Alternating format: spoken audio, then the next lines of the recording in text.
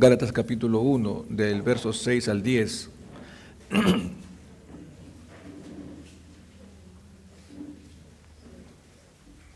Hoy día vamos a hablar un poquito acerca de los peligros que puede existir dentro de la congregación respecto de las falsas enseñanzas. Usted sabe que una de las consignas más grandes que Satanás ha tenido a lo largo de toda la historia humana siempre ha sido no atacar directamente, a la religión, no atacar directamente al hombre. Una de las consignas más grandes que Satanás ha tenido a lo largo de toda la historia bíblica, y usted lo lee por todas partes de la Escritura, desde el Génesis hasta el Apocalipsis, su consigna siempre ha sido atacar la palabra de Dios. Es lo primero que él ataca. Porque si él logra atacar la palabra de Dios, entonces habrá atacado el carácter de Dios. Si él ataca su palabra, ataca su carácter. ¿Por qué? Porque Cristo es la palabra. Usted recordará lo que dice Juan 1, que en el principio era el verbo, y el verbo estaba con Dios, y el verbo era, y dice que ese verbo se hizo carne y habitó entre nosotros, ¿no es cierto? Y estuvo con nosotros. Esa palabra verbo también es traducida como la palabra logos, y la palabra logos conocemos que su significado más próximo es palabra. Entonces, si él ataca la palabra, ataca su carácter. Y si ataca su carácter, entonces prácticamente los cristianos que creemos en él, entonces nos veríamos seriamente afectados en cuanto a nuestra fidelidad para con él. Porque usted no le puede ser fiel a alguien que tenga un carácter dudoso, ¿o sí? Si alguien tiene un carácter dudoso, entonces es muy difícil que tenga una respuesta de fidelidad hacia esa persona. Por eso, que es muy importante entender de que la consigna de Satanás siempre ha sido atacar su palabra, porque si ataca su palabra, ataca su carácter, y si ataca su carácter y nosotros creemos, entonces nuestra fidelidad como cristianos se va a ver seriamente afectada. Como vuelvo a repetir, es muy difícil de que tú puedas creer en alguien cuyo carácter es dudoso. ¿Estamos? Muy bien, entonces vamos a leer Gálatas capítulo 1, verso 6 al 10, que dice: estoy maravillado de que tan pronto os hayáis alejado del que os llamó por la gracia de Cristo, para seguir un evangelio diferente. No es que haya otro, dice, sino que hay algunos que os perturban y quieren pervertir el evangelio de Cristo. Mas si aún nosotros o un ángel del cielo os anunciare otro evangelio diferente del que os hemos anunciado, usted sabe que la palabra anatema es maldito. Como antes hemos dicho, también ahora lo repito: si alguno os predica diferente evangelio del que habéis recibido, sea maldito, anatema. Pues busco ahora el favor de los hombres o el de Dios, o trato de agradar a los hombres, pues si todavía agradara a los hombres, no sería siervo de Cristo. Qué tremendas palabras, ¿no es cierto? Si todavía mi intención es agradar a Cristo, entonces como conclusión yo no sería siervo de Él. Porque un siervo de Cristo se caracteriza básicamente por agradarlo a Él, sin importar las opiniones de los demás, sin importar el concepto de los demás. Él está enfocado básicamente en hacer lo que Cristo le está pidiendo, en lo que Cristo le está diciendo que haga, así le parezca a otras personas o no les parezca. Así se gane la mala opinión de las personas, su enfoque principal en su vida cristiana está en que agrade a Cristo. Así se caracterizan los siervos del Señor. Ahora, cuando hablamos aquí de siervo, no está hablando básicamente del que predica, pero siempre se ha relacionado así, ¿no? El pastor es el siervo, el líder es el siervo, el ungido es el siervo. No, aquí está hablando, ya no sería siervo de Cristo solamente en términos de llamado apostólico, en cuanto se está refiriendo a Pablo. ¿Por qué? Porque la palabra siervo viene del griego doulos, que somos esclavos, somos siervos. Y no se necesita ser pastor, líder o lo que tú quieras para ser un esclavo. Todos los que somos llamados a Cristo somos doulos, somos esclavos. Esclavos no del pecado, sino esclavos de la libertad, porque Cristo es libertad. Entonces, cuando Pablo da esta expresión, está diciendo, ya no seríamos siervos de Cristo. Entonces, todos los que estamos presentes tenemos esa esclavitud dentro de nosotros. Vuelvo a repetir, no es la esclavitud del pecado, sino es la esclavitud al carácter de nuestro amo, porque todo siervo tiene un amo. Y en este caso nuestro amo es Cristo, y nuestra fidelidad es a Él, no al hombre, no a nadie, sino solo a Él. Entonces Pablo comienza diciendo que estaba bastante maravillado con lo que estaba ocurriendo dentro de la iglesia, y él manifiesta un asombro.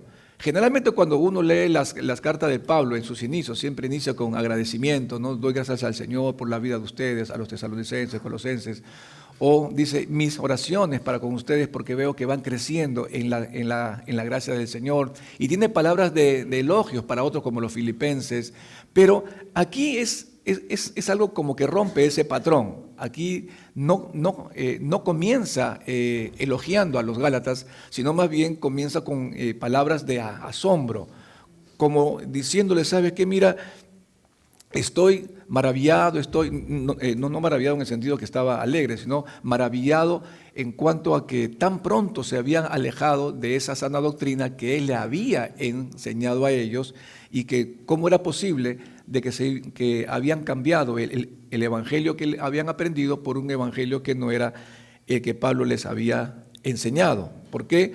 Porque ellos estaban cambiando la doctrina de la salvación por la fe por la doctrina de la salvación, por las obras. No es que las obras no sean importantes en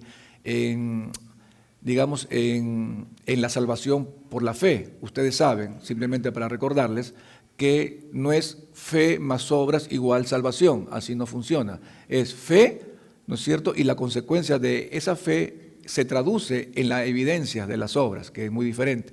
No es fe más obras igual salvación. Salvación es solo fe. La consecuencia de mi fe tiene que tener evidencias, y las evidencias son las obras.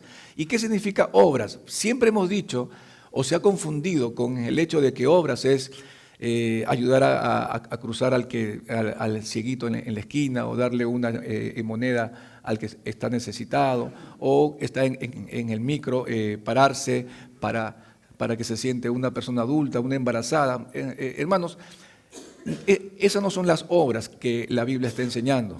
Esos son actos que nos llama a nuestra moral, a poder ser lo que debemos de ser como buenos ciudadanos. Pero eso no es las obras que la Biblia está hablando. Porque si fuera por las obras, si fueran esas las obras, entonces ¿sabe qué? Hay mucha gente que no es cristiana, que hace ese tipo de cosas, que puede atribuirse fácilmente la salvación para ellos, cuando no es así. ¿A qué tipo de obras se está refiriendo la Biblia, que es la consecuencia de la fe? Es muy simple, es muy sencillo, habla directamente y apunta al carácter del cristiano, al carácter, a cómo eres tú, en tu forma de ser, en tu forma de vida. ¿A qué lugares llevas a Cristo cuando tú vas, con quienes te juntas, con quienes hablas, en el colegio, en la universidad, en el trabajo, en la tienda, en el mercado, en donde quiera que tú estés? Las obras del carácter, la manifestación del carácter que tú tienes en cuanto a manifestar la santidad son las obras. Lo otro que yo he explicado simplemente son consecuencias o una moralidad que acompaña a la gracia, pero no como moralidad en sí podemos contarla para salvación. No sé si me dejo entender. Había explicado el día domingo pasado que la gracia y la moralidad son incompatibles solamente cuando la moralidad quiere decir que no necesita a Cristo para ser salvado, sino que se apoya en sus solas obras para decir que merece la salvación. Sin embargo, cuando hablamos de la fe y de la gracia, es importante, ¿sabe por qué? Porque el que requiere de la gracia de Dios necesita reconocer que es pecador. Por eso que si nosotros decimos, cuando hay un confrontamiento entre gracia y moralidad, van a chocar, porque el moralista nunca va a reconocer que necesita a Cristo, por lo tanto tendría que reconocer que es pecador, cosa que no va a hacer. El que requiere de la gracia va a reconocer que necesita de Cristo, por ende se va a arrepentir. Pero cuando uno le entrega su vida a Cristo, la moralidad o la moral es evidente. Es evidente. Yo ya no peco, no porque esté mal. Yo ya no peco, yo no hago las cosas mal, ya no porque estén mal, sino porque ofendo a Dios. El moralista simplemente no hace las cosas malas porque sabe que simplemente eso está mal y punto. Pero el que ha entendido la gracia se vuelve una persona moral porque Dios es moral. Y cuando peca, se da cuenta que al primero que ofendió fue a Dios. Entonces, cuando una persona entiende la gracia, la moral se activa. Y es más confiable esto, porque donde quiera que él vaya, no necesita que nadie lo vea para portarse bien. El moralista sí necesita que lo vean, que está haciendo cosas para ganarse el aplauso de la gente o la buena opinión de la gente. El que ha entendido que la moral es el resultado de la gracia, no va a necesitar que lo estén mirando para recibir el aplauso de los demás cuando hace algo que debería hacer para él. O cuando nadie lo está viendo, sabe que lo que está haciendo está mal, sabe que está ofendiendo a Dios. Por ende va a retener o a refrenar sus pasos, sus palabras o lo que quiera que esté haciendo. Esa es la diferencia. En resumen, la moral y la gracia chocan entre sí cuando quieren actuar independientemente. Pero cuando la moral se somete a la gracia, entonces la moral tiene un significado diferente, porque toda su conducta se la atribuye al Señor. ¿Sí me dejé entender, verdad? Ok. Sí, porque ya no va a haber oportunidad para que le explique después, así que... Entonces, estaba ocurriendo aquí que ellos habían entrado en se había pervertido el evangelio porque había entrado una doctrina dentro de la iglesia que hablaba sobre la posibilidad de ser carnales al mismo tiempo de ser espirituales. O sea, había una doctrina que había entrado donde le decía a los creyentes, ¿sabes qué? Ustedes pueden ser tan espirituales como carnales, no hay problema. ¿Cómo es posible que se puede ser tan espirituales como carnales? Bueno, son términos, digamos, filosóficos, pero que en la práctica es imposible que esto se realice, porque alguien que es muy espiritual no va a permitir que sea carnal. Si me explico, alguien que vive en la espiritualidad y en la santidad del Señor no va a permitir la carnalidad en su vida. Pero el carnal muchas veces puede actuar de espiritual, siendo carnal.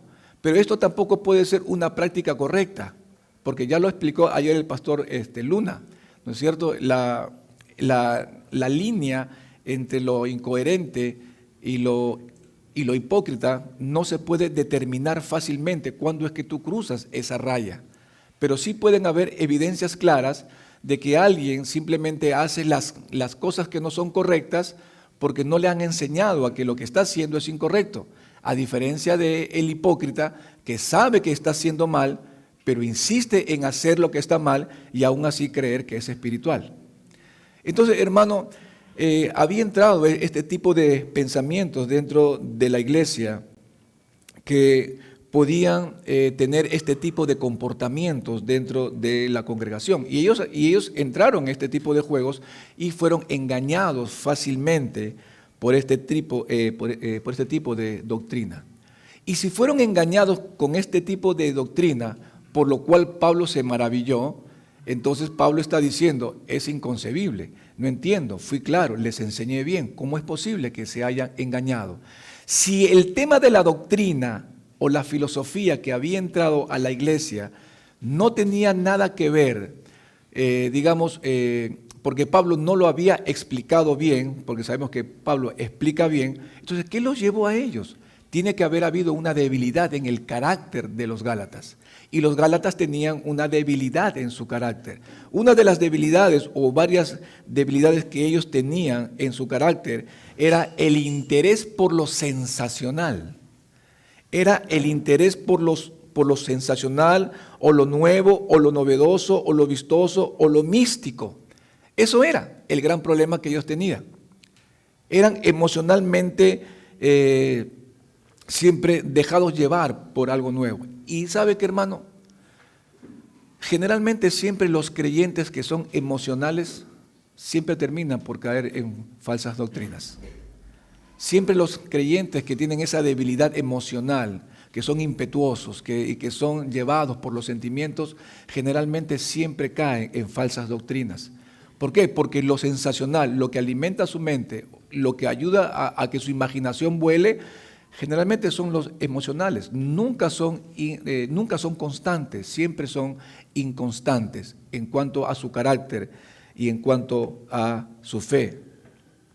Y dicho sea de paso, hermano, vivimos en una generación como la que estamos viviendo en este siglo, que el mayor Dios no son las estatuas, no son los ídolos, no son los dioses de la India, no son las religiones. ¿Sabe cuál es el mayor Dios que existe en la actualidad? ¿Ah? El mayor Dios que existe se llaman sentimientos.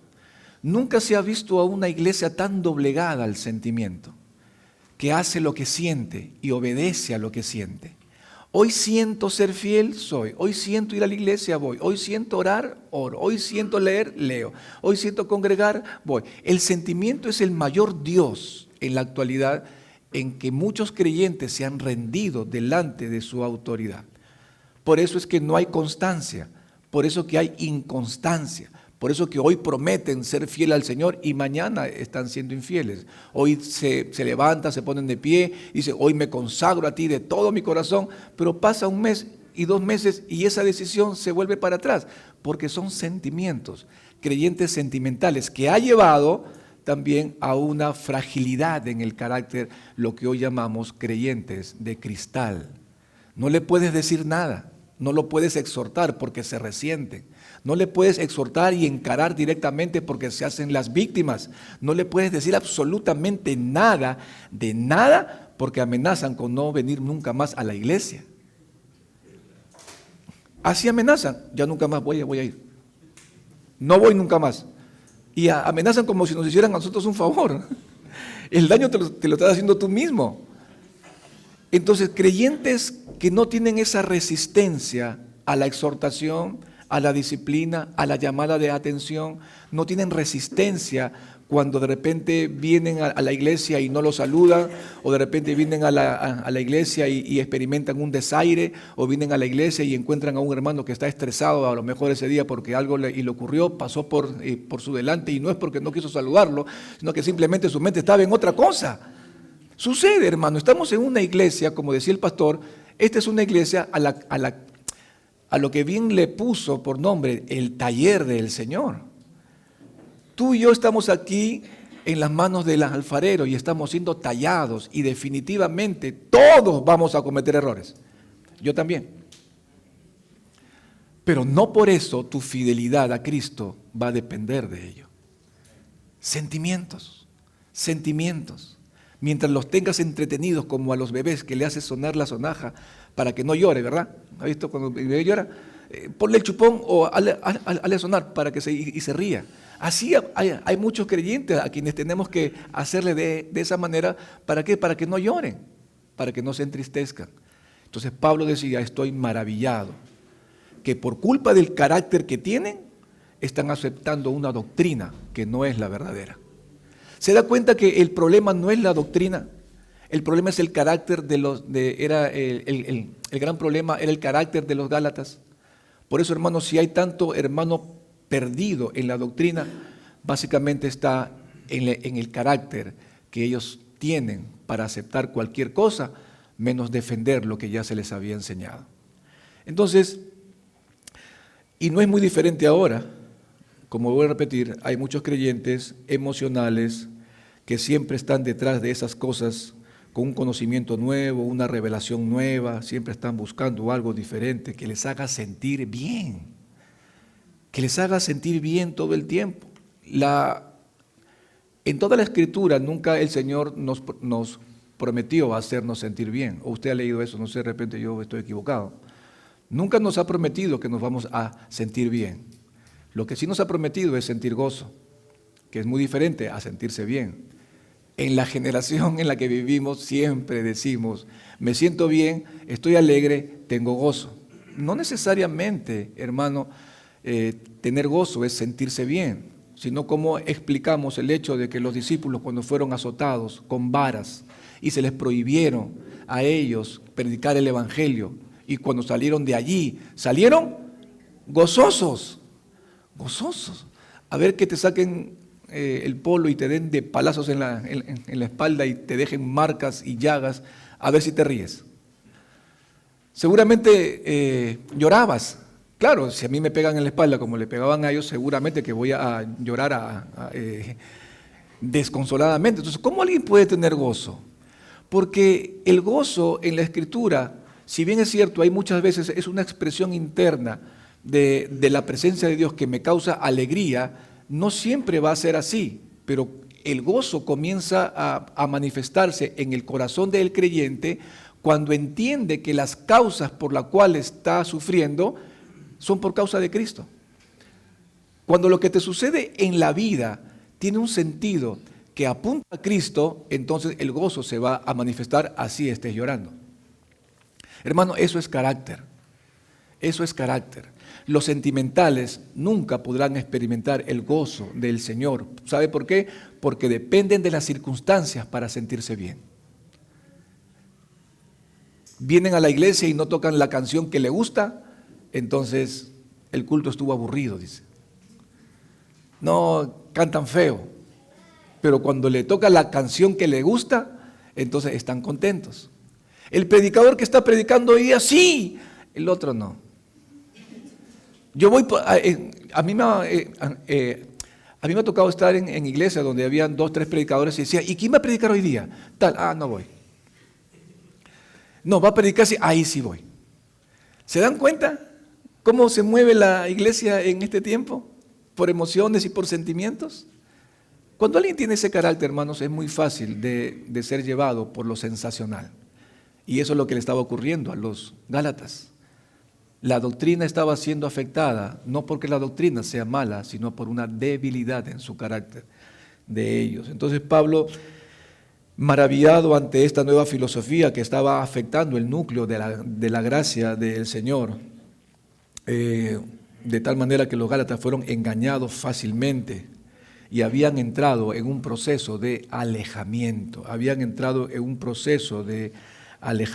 Esta expresión de alejarse era un término militar para sublevación que se usaba para definir que se estaba gestando una rebelión. Y aunque los falsos maestros instigaron a la sublevación, no quita que los Gálatas participaron de esa sublevación por voluntad propia. O sea, nadie te engaña y dice, me engañaron. Uy, no sé. Creí en esta doctrina, yo no tuve la culpa. No, hubo una participación.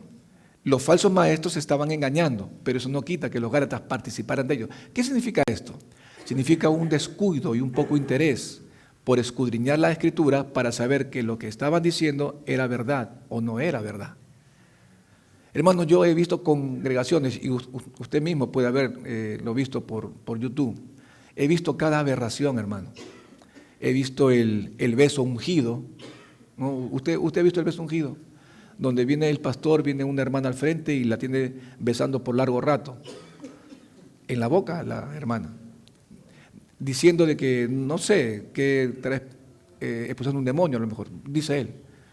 He visto videos donde el pastor manda a su congregación a ir al pasto porque el pasto es santo y ves a los hermanos tirados en el piso comiéndose el pasto. He visto otras cosas mucho peores que ellas que por sensibilidad no las voy a decir. Pero hermano, la pregunta no está en que qué tan tontos y desgraciados pueden ser estos predicadores, sino qué tan tontos pueden ser los cristianos que se la creen.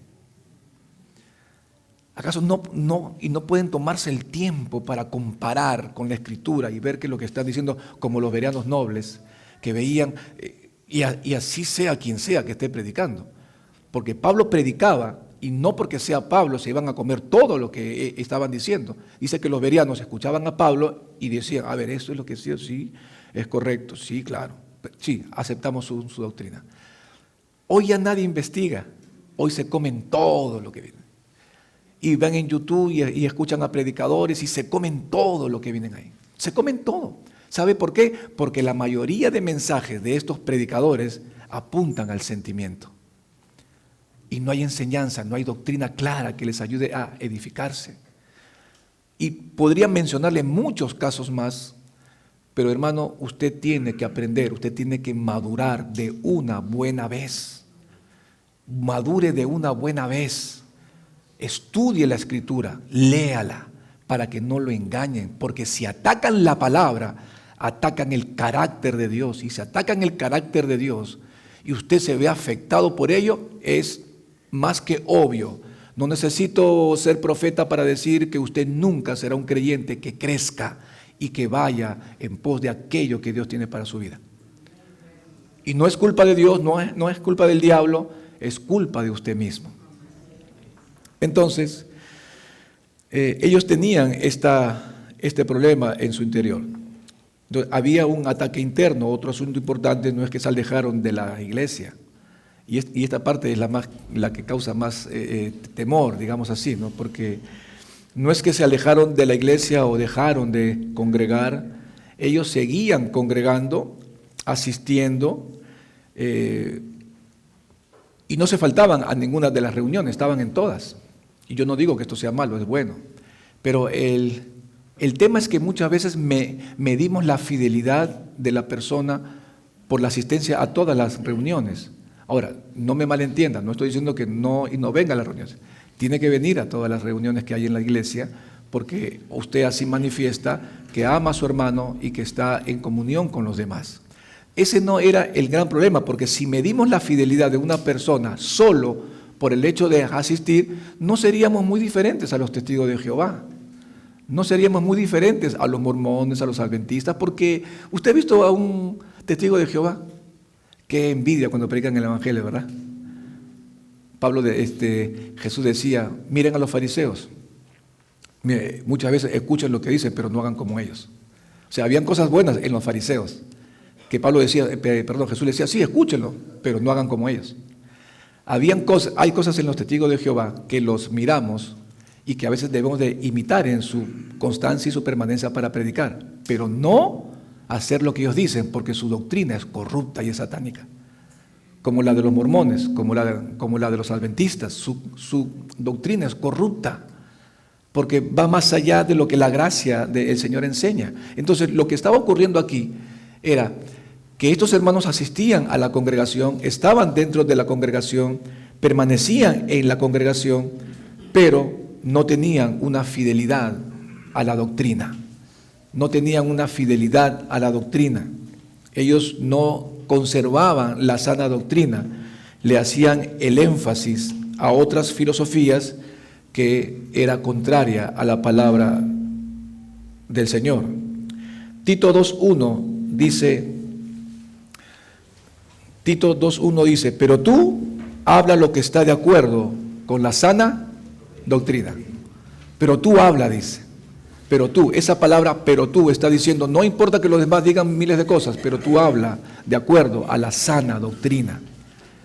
Y luego nos enseña que estos falsos maestros estaban enseñándole a los gálatas que para ser salvos por la fe debían añadir a esa fe obras. Quiere decir que tenían que circuncidarse. Cuando usted lea en la Escritura la palabra judaizarse no es que usted se haga judío o vaya a la embajada para hacerse judío. Está hablando, ¿sabe qué? Tienen que judaizarse, tienen que volver a las obras, tienen que volver a la ley. Y básicamente esa vuelta a la ley tenía básicamente con una sola práctica. ¿Cuál era esa práctica? Circuncidarse, la circuncisión. En el Antiguo Testamento, para que uno sea identificado como el pueblo de Dios, era necesario que se circuncide. No voy a explicar, usted lo conoce, era la identificación de ellos, ¿no es cierto? Que ellos eran ciudadanos judíos, hebreos. Entonces, estos falsos maestros le estaban diciendo a la gente, está bien, has creído en Cristo, perfecto, muy bien, te aplaudo, te felicito, chévere, eres cristiano, pero te falta algo, le dice. ¿Qué me falta? Te falta añadir a la fe obras. Y esa obra es que tienes que circuncidarte. ¿Será posible esto, hermano? Porque los que estaban haciendo, los judíos que estaban incitando a este tipo de filosofías, estaban diciendo, detrás de esa enseñanza oculta, el hecho de decir, Cristo no es suficiente. Su muerte en la cruz no es suficiente. Lo que Cristo hizo en la cruz y derramar su sangre no basta. Necesitas hacer algo más por ti. Hermano, y esto es diferente ahora. No ha cambiado. No ha cambiado. Ya nadie predica que tengas que circuncidarte, o aunque hay algunos padres que circuncidan a sus niños, ya no porque quieren que sean hijos de Dios, sino por cuestiones de higiene, ¿no es cierto? Pero en la actualidad hay predicadores, como lo hablamos en algún momento, que hay una mujer, y voy a decir su nombre, aunque hay algunos pastores que me dicen, trata de no decir su nombre, pero si lo vas a decir, bueno, dilo. Bueno, yo lo voy a decir ahora. Hay una mujer que se llama Elizabeth Font, que es muy famosa y que es de mucha influencia a nivel mundial. Y esta mujer en uno de sus mensajes decía que tenemos el 60% de la salvación ganada. Ya está acreditado a tu cuenta. 60% ganada tu salvación. Pero el otro 40% tienes que ganártelo tú. ¿Se dan cuenta? El otro 40% tienes que ganártelo tú, pero nunca dice que hay que circuncidarse, sino que va variando a lo largo de los siglos, y comenzamos a hacer cosas como que, por ejemplo, una enseñanza en la actualidad que tiene que ver con el legalismo. Los legalistas. ¿Qué es un legalista? Es la imitación de la santidad. La santidad verdadera es el fruto que proviene del Espíritu de Dios, que se manifiesta a través de nuestro carácter. El legalista no. El legalista imita la santidad siendo rígido consigo mismo al prohibirse ciertas cosas. Un ejemplo así. Por ejemplo, él está acostumbrado a sentarse en este lado. Si le dicen que se siente allá, no, porque acá siente más la presencia de Dios, dice. ¿No es cierto? Por eso es que cuando viene el ujier y le dice, hermano, acá, se molestan. ¿Ha visto? Viene el ujier, hermano, puede ser por acá. Hermana, yo me siento donde yo quiero, y aquí me siento yo más cómodo, dice. ¿Usted cree que desobedecer a la autoridad o al ministerio del ujier en ese momento es santidad? No, eso es manifestación de ser alguien voluntarioso y orgulloso. Él quiere sentarse ahí porque ahí siente la presencia de Dios. O no come ciertas comidas porque eso de repente le hace daño a su espiritualidad. Y comienza a implantarse cosas y reglas propias que le hacen creer que va a ser mucho más santo. Ahora, dicho sea de paso, el legalista, el que es legalista, identifíquelo, porque siempre es duro con los demás, y es blando consigo mismo. No le permite nada a nadie, pero consigo no hay problema. El espiritual es lo contrario, es duro consigo mismo y suave con los demás, porque entiende que el carácter es importante en ese sentido. Entonces, ese tipo de predicaciones se estaban dando en este momento, ¿no? Nuevas revelaciones, y usted ha escuchado de predicadores que dicen tener nuevas revelaciones, palabras exclusivas que vienen del cielo, gente que se maravilla como los Gálatas, estos falsos maestros que tenían como astucia distorsionar el evangelio. Sobre todo, la manera como lo presentaban era increíble. Y podría yo mencionarle a muchos predicadores para advertirle en esta mañana, y lo voy a hacer, pero no le van a decir a nadie. Tenemos a esta mujer que ya les he mencionado. Tenemos al falso apóstol Guillermo Maldonado. Tenemos a otro falso apóstol como Cass Luna. Tenemos a otro coaching que no es predicador como Dante Gebel. No sé si me explico, de repente estoy chocando con algunos de ustedes. Pero hermano, si usted examina bien lo que dice, si usted se dedica a examinar bien lo que dice, créanme que va a encontrar que muchas de sus palabras contradicen la Escritura totalmente y afecta directamente el núcleo de la gracia de Dios. Pero usted se come todo eso. Yo no digo que usted, sino una forma de decir. Se comen todo eso y lo escuchan. ¿Por qué? Porque sus palabras es, tú sufriste en este día, pero hoy yo te declaro que nunca más volverás a sufrir. ¡Wow! Dice. Hoy yo declaro que por cuanto tuviste que haber pasado esto, ahora te pasará lo otro, y lloran. Y van a esas iglesias porque se sienten motivados y incentivados. Van a una iglesia donde le dice, tienes que arrepentirte de tus pecados porque así dice el Señor, nunca más van. Van a la iglesia donde dice, sí, el profeta dijo, el profeta me profetizó y dijo, y la gente va en cantidad. No importa si se equivocó o no se equivocó con lo que le estaban diciendo. No, bueno, se equivocó entre tantas profecías y bueno, ya que se equivoque una. Usted sabe que en la Escritura, cuando alguien se equivocaba en una profecía, tenía un castigo muy severo. Por eso que los profetas se levantan, o bueno, siempre, yo no sé si usted ha visto, pero ven a un hermano, y esto lo he visto por todas partes, y lamentablemente para vergüenza mía también como que lo digo, también un tiempo que yo caí en eso, pero por la gracia de Dios, Dios me sacó de ahí. Ve a las personas que estaban ahí, y tú ves, ¿no es cierto?, 5 caras tristes, y se le acercan y le dice, yo sé que tú has sufrido cuando eras niña. Yo sé que te hicieron mal, has tenido enemigos. ¿Quién no tiene enemigos? Entonces la persona que lo dice, wow, una profecía, pero hoy yo te digo que dice el Señor que los enemigos vendrán a ti, te pedirán perdón y esto y lo otro. Hermano, esto es una total mentira. Pero quien lo escucha se siente que Dios le ha hablado. Es muy fácil identificar a los manipuladores de la mente del ser humano. Entonces ellos estaban en esto. Por eso que dice el verso 7 de Gálatas 5, vosotros corríais bien, dice. ¿Quién os estorbó para no obedecer a la verdad? ¿O esta persuasión no procede de aquel que os llama? Corríais bien, dice. ¿Qué pasó? ¿Quién les interrumpió en el camino? ¿Cómo llegaron a este punto? ¿Cómo llegaron a este punto? Pablo sabía que los falsos maestros podía echarle toda la responsabilidad a ellos, pero si leemos bien el texto, no les dice a ellos cómo, ustedes tranquilos que la culpa la tiene el diablo y los falsos maestros, más bien les hace responsable a ellos porque le dice, ustedes corrían bien, ¿quién os estorbó? Claro, podrían decir ellos, bueno, fueron los falsos maestros, y ustedes porque fueron tontos que se dejaron engañar. O sea, aquí hay una responsabilidad compartida.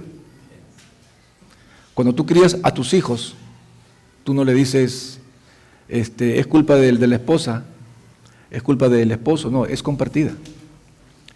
Cuando hay un divorcio, él tuvo la culpa, no, es compartida. Es compartida. De repente en más porcentajes, pero es compartida. Por eso, hermano, es importante que nosotros aprendamos a entender esto. Ellos también tenían responsabilidades porque se dejaron engañar por lo que estaban escuchando. Entonces, ¿cómo se llega a esto? He aquí apuntado unas 3 cositas. Hay personas que llegan a este punto por varias razones. Primero, porque quieren que lo sensacional, o porque quieren lo sensacional, algo que les mueva las emociones más que la palabra misma. Segundo, porque quieren ganar el elogio de la gente diciendo que descubrieron algo nuevo. Y 3, hablar de lo que la gente quiere oír por tener fama y miembros en su iglesia. ¿Usted ha visto eso? Porque hay iglesias que se llenan con grandes multitudes porque ya les dan un show a ellos. Les predican a las personas lo que quieren escuchar. Imagínese usted, esto ya lo he contado antes, ¿no es cierto? La iglesia del avivamiento, dice, ¿no? Aquí tú vas a encontrar palabra profética, pero nunca te hablan acerca del carácter. Y hay una iglesia donde está al costado y hacen las comparaciones. Venga a mi iglesia porque ahí la alabanza y el poder y el Señor y esto, el otro, aquello, y la gente se cae, le soplan y esto, te tiran el saco encima y uy, es una maravilla. Sí, bueno, y en tu iglesia, bueno, en mi iglesia predicamos el evangelio. Es más, como que te cuento, justo la vez pasada entró una pareja de esposos, dijeron que habían vendido su propiedad y le engañaron al pastor, que se llama Pedro, y le dijeron que habían vendido su propiedad en 50 cuando realmente había sido 80. Ellos dieron 50 y se quedaron con 30. ¿Sabes qué pasó? Se murieron ahí en el altar, hermano. Pregunto, ¿van a venir a esta iglesia? No van a venir. No van a venir. Porque lo que la gente teme es la manifestación directa del carácter y la justicia de Dios. No le temen a la manifestación divina y emocional que les haga sentir bien.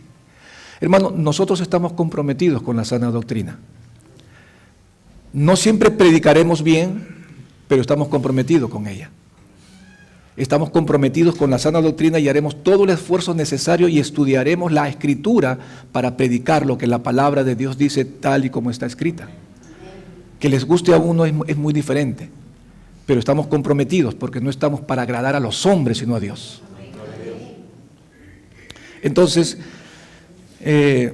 después en el capítulo 2 del mismo Gálatas, del 11 hasta el 14, dice así: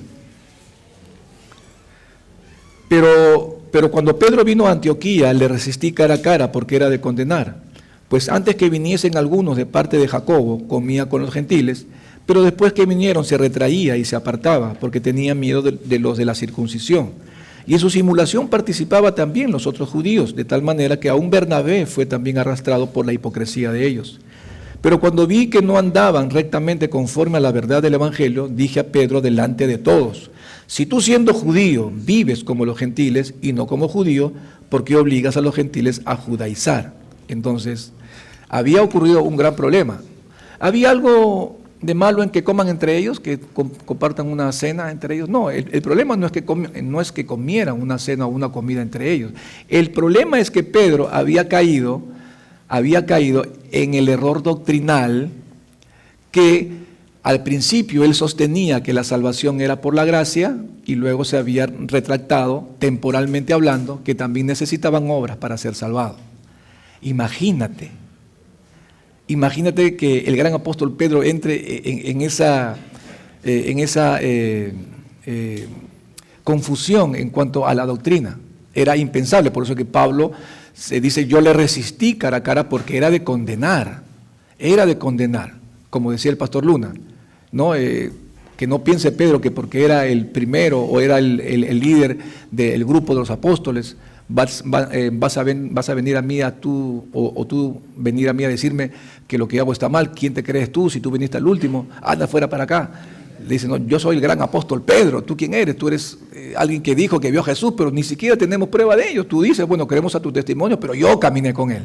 Yo vi sus manos, a mí se me presentó. Pudo haberle dicho muchas cosas, pero no se menciona el hecho de que él reaccionara ante tal exhortación, porque Pedro sabía en su interior que estaba haciendo mal. Entonces estaba siendo incoherente, ¿verdad? No estaba siendo hipócrita, porque no defendía ello.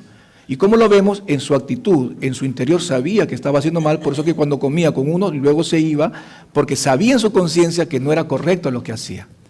Entonces, allí es el momento donde él reconoce, Pablo lo exhorta delante de los demás, y era donde él se da cuenta de lo que había ocurrido.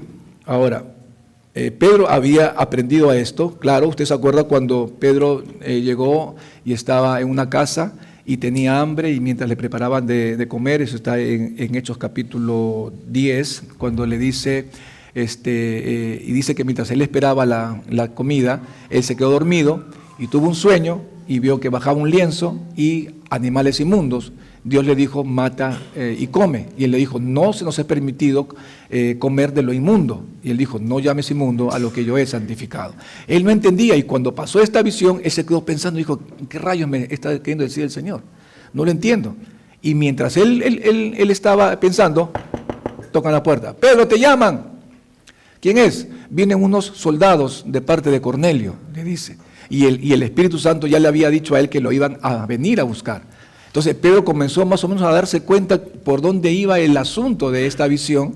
Dice que los acompaña, y Cornelio era un gentil. Se mete a su casa, sabe que Pedro iba a ir y llama y manda a llamar a todo el barrio, a los vecinos, a toda la gallada. Oye, venga, ¿sabes qué? Va a venir el que caminó con Cristo, ¿sabes qué? Y comenzó a mensajearse con todo el mundo, mensaje de texto, Facebook, Instagram, TikTok, y la gente vino y se congregó, y él les predicó el Evangelio, se entregaron a Cristo y vino el Espíritu Santo. Allí entendió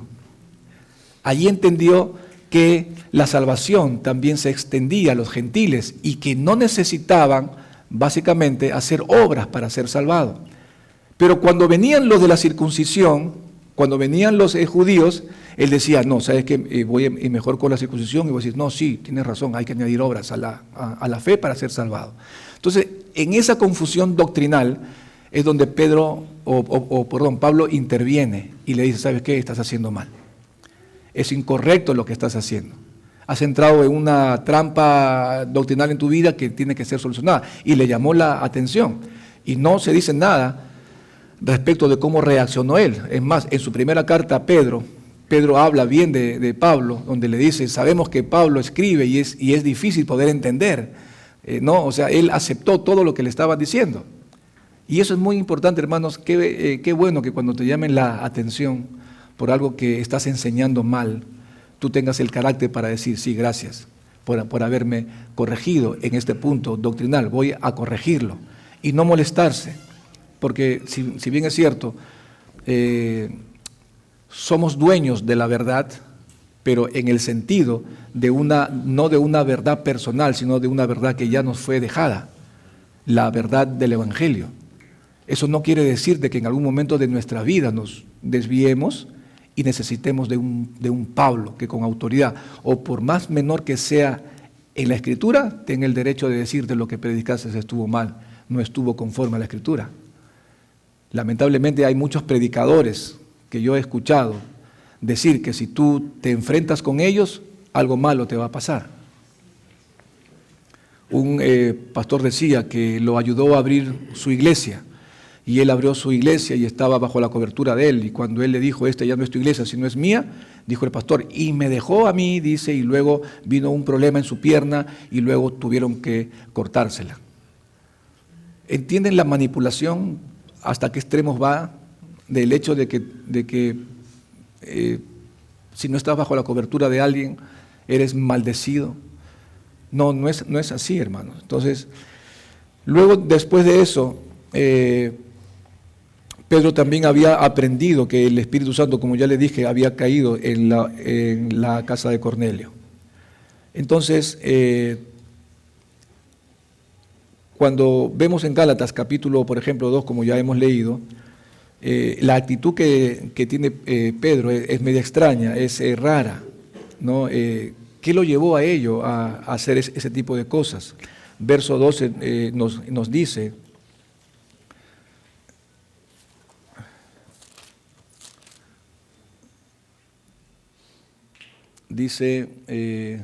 dice porque, y cuando vinieron se retraía y se apartaba, porque tenían ¿qué? Tenía miedo. El miedo lo llevó a él a este tipo de cosas. Luego leemos, tenía miedo de la circuncisión, verso 13, y en su simulación participaba también con los judíos. Entonces había una simulación en el carácter de Pedro. Luego dice que estas actitudes en cuanto a su carácter lo llevaron a él a actuar de la manera como él actuaba. Miedo y simulaciones.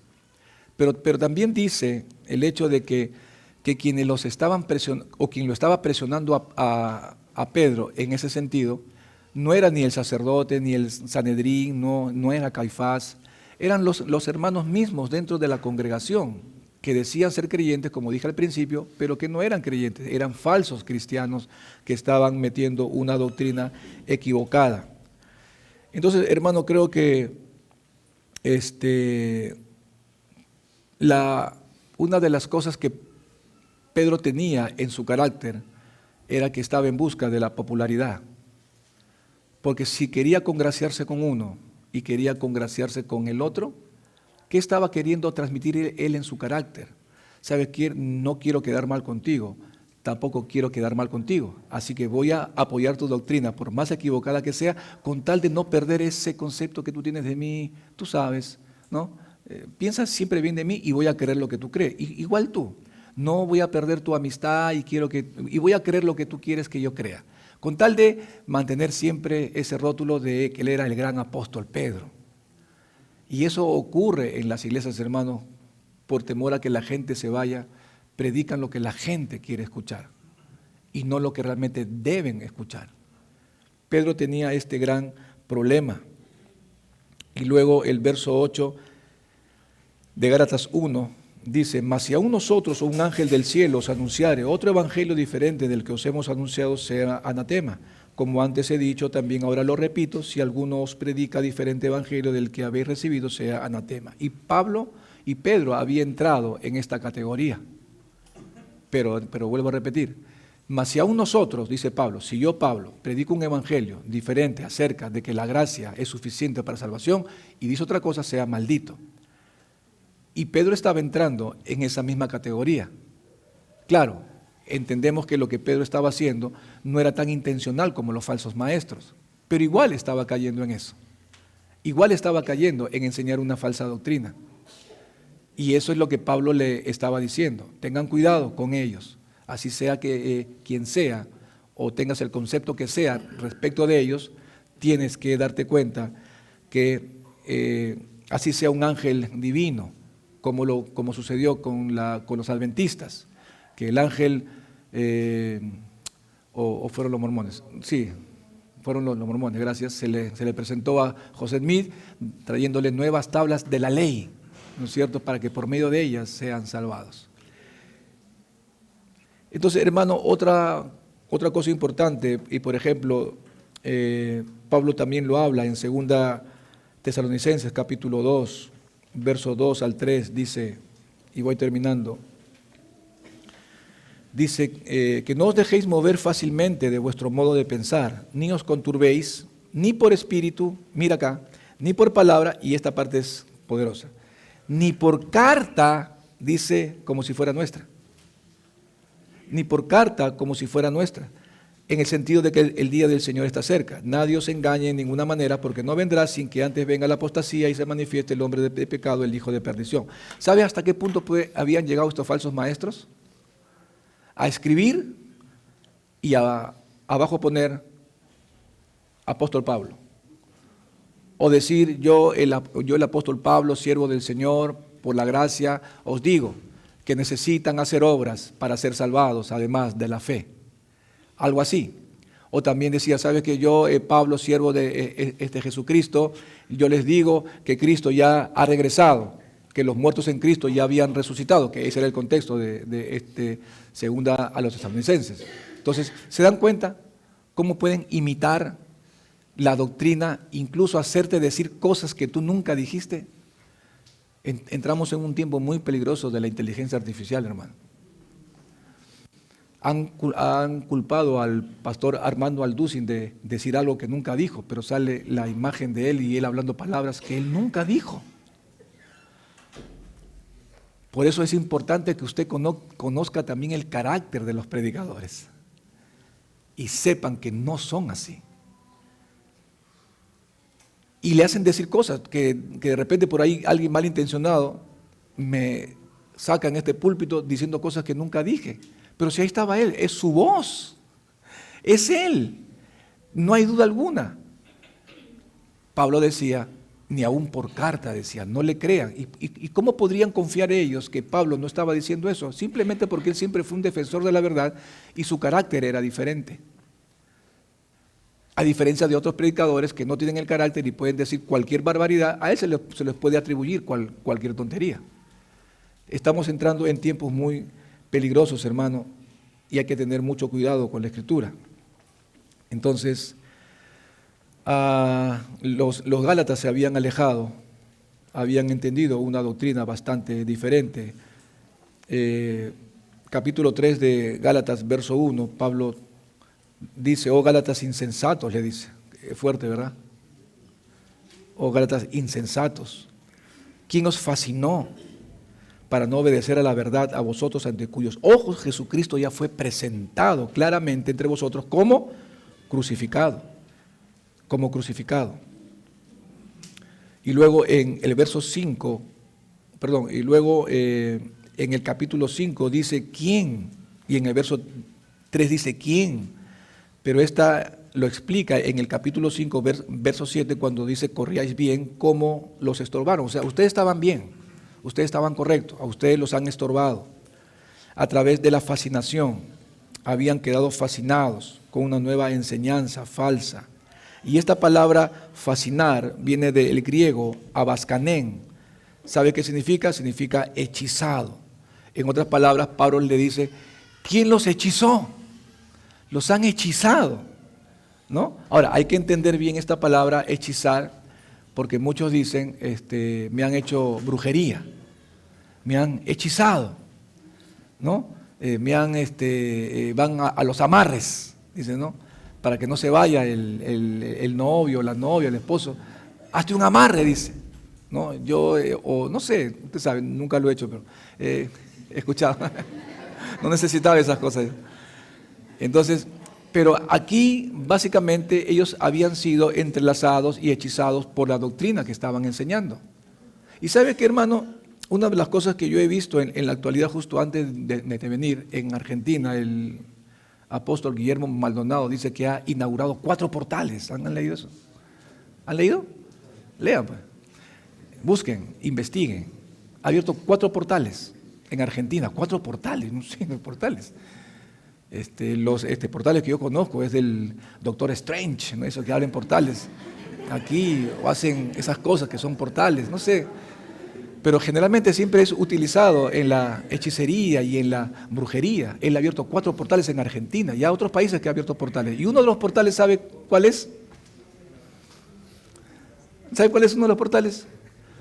Portales financieras. Bueno, eso ya es más conocido que... Portales financieras es una de ellas. La otra son portales de salvación. Yo no leo. ¿Usted leyó en la escritura los portales? Los portales son de las casas que están haciendo, esos condominios. De eso sí sé, los portales, pero portales mágicos que se abren, pero mira la gente que está ahí. Es más, no sé cuánto dinero cobraron para entrar. Nosotros teníamos cobrado 20 soles nada más. Y has tenido almuerzo y has tenido un break. Y encima 3 predicadores en un día. Todo por 20 soles, hermano. Y no nos hemos quedado con nada, por si acaso, todo ha sido invertido en ustedes. Algunos que no han tenido, algunos hermanos bondadosos les han pagado para que puedan asistir, porque no es un impedimento el dinero para que no vengan a enriquecerse de la palabra de Dios. Entonces, yo no sé cuánto habrán invertido para escuchar este tipo de predicaciones, porque una de las cosas que dice que en muchos países los portales no pueden abrirse, o si se abrieron, se cerraron, es básicamente porque dejaron de dar sacrificialmente para la obra. Se cerraron. Hermano, o sea, pero la gente está ahí, fascinados. ¡Wow! Un portal. Estoy seguro que muchos de ellos van a sus casas para abrir portales en sus casas, portales para sus hijos, para los nietos, y todo se llena de portales cuando son prácticas de hechicería y brujería. Están hechizados, fascinados, porque no se dedican a comparar con lo que la Biblia dice, y se lo comen todo, todo. Entonces, Pablo dice, esto quiero saber de vosotros, ¿recibisteis el Espíritu por las obras de la ley o por el oír con fe? ¿Tan necios sois? Habiendo comenzado por el Espíritu, ahora vais a acabar por la carne. Tantas cosas habéis padecido en vano, si es que realmente fue en vano. Aquel pues que os suministra el Espíritu y hace maravillas entre vosotros, ¿lo hace por las obras de la ley o por el oír con fe? Entonces Pablo tenía que, lamentablemente, volver a las verdades fundamentales. Otra vez, y le hace una pregunta que se supone ya no tenía que haberles hecho. Ya estaban para comer viandas, doctrinas más profundas, pero hay que preguntarle. Pregunto, ¿recibieron el Espíritu Santo por las obras de la ley o por el oír con fe? ¿Y sabe qué? Y Pablo les llama a esos creyentes descuidados, necios. Es como que si yo le pregunto a ustedes ahora, hermano, ¿ustedes han recibido la salvación por la gracia o por las obras? Usted diría, pastor, no sea malo, o sea, ¿cómo va a preguntar eso? Usted diría, por la fe, pastor, amén. Entonces, usted mismo se sentiría mal si yo le digo a todos ustedes, hermanos, de ahora en adelante todos van a entrar a verdades fundamentales. Algunos que me llamarían a reunión Y me diría, pastor, yo ya no estoy para, usted sabe, yo estoy más para cosas más profundas. Sí, seguramente sí. Pero Pablo les estaba diciendo a ellos, tanto se habían alejado de la Escritura, porque dice que tan pronto, no dice que 2 meses, 3 meses, pueden haber ocurrido mucho tiempo en la que ellos estaban permaneciendo en una doctrina que había llegado a sus corazones y había afectado su carácter, que tenían que volver a hacerles preguntas de sana doctrina. Y eso era lo más triste que estaba ocurriendo aquí.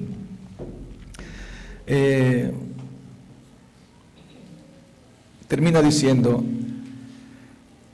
pues busco ahora el favor de los hombres o el de Dios, o trato de agradar a los hombres, pues si todavía agradara a los hombres no sería siervo de Cristo. Hermano, uno de los grandes problemas por los cuales la sana doctrina ha sido afectada es básicamente porque hay muchos pastores que están predicando lo que la gente quiere escuchar y no lo que deben de decir. Es tu responsabilidad y nuestra responsabilidad. Nosotros como pastores tenemos la responsabilidad de estudiar la palabra siempre. Es como el médico. ¿El médico usted cree que termina de estudiar una vez que acabó la universidad? Ellos continúan estudiando porque hay enfermedades nuevas que se levantan, como doctrinas y filosofías nuevas que se levantan. Y tenemos que estar a la par de lo que está ocurriendo a fin de que podamos proteger a la congregación de los lobos, de las enfermedades, de los virus doctrinales que van penetrando la mente de las personas para cuidarlos y protegerlos. Es nuestra responsabilidad, pero no nos achaque a nosotros toda la responsabilidad, también es de usted. Su crecimiento está en juego, el crecimiento de su familia está en juego,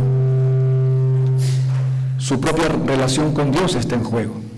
Y termino diciendo, no deje que afecten la sana doctrina, porque si afectan la palabra de Dios, atacarán el carácter de Dios. Y si usted cree en esa falsa doctrina, usted estará atacando el carácter de Dios, lo cual determinará que su vida no refleje lo que realmente debe de reflejar. Amén.